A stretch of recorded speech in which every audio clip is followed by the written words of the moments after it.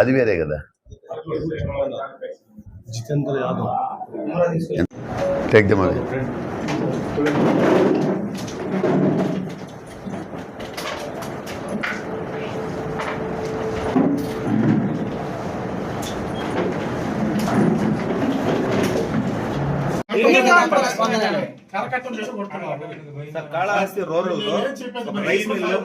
సాయంత్రము సుమారు 4:45 ఒక 112 కాల్ వస్తే ఆ పని మీద మా రమణయ్య అనేటువంటి ఒక హెడ్ కానిస్టేబుల్ మన శ్రీకాళహస్తి 1 టౌన్కి సంబంధించిన హెడ్ కానిస్టేబుల్ ఆ 112 కాల్ అటెండ్ కావడానికి వెళుతూ ఉన్నాడు రైల్వే స్టేషన్ వైపు.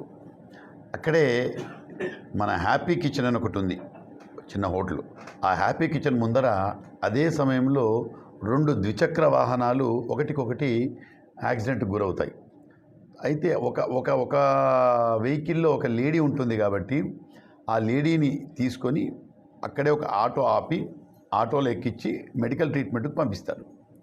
అయితే ఎందుకంటే ఇది రోడ్డు మీద జరిగింది కాబట్టి ట్రాఫిక్ జామ్ అవుతుంది కాబట్టి ఆ 2 వీలర్స్ని పక్కకి తీసుకొని దానికి కీ లాక్ చేసుకొని మీరు పోలీస్ స్టేషన్కి రండి అని చెప్తాడు.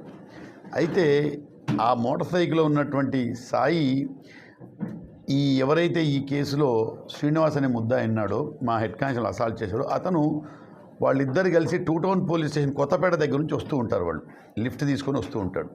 సో యాక్సిడెంట్ జరిగింది, అదంతా అయిపోయింది.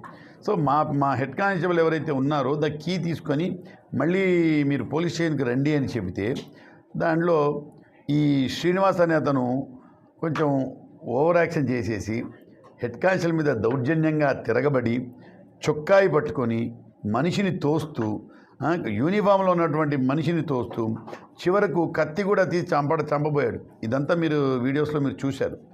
సో అదేవిధంగా పక్కన ఉన్నటువంటి ఇంకోటి జితేంద్ర అనే అతను కూడా మా హెడ్ కానిస్టేబుల్ గారిని తోయడం జరిగింది, మీరు చూశారు.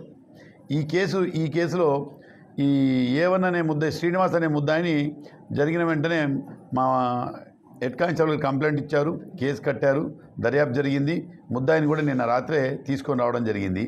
సో ఈ కేసులో 2 ముద్దాయిలను అరెస్ట్ చేయడం జరిగింది. 2 ముద్దాయిలను ఇప్పుడు కోర్టుకు రిమాండ్ పంపుతున్నాం.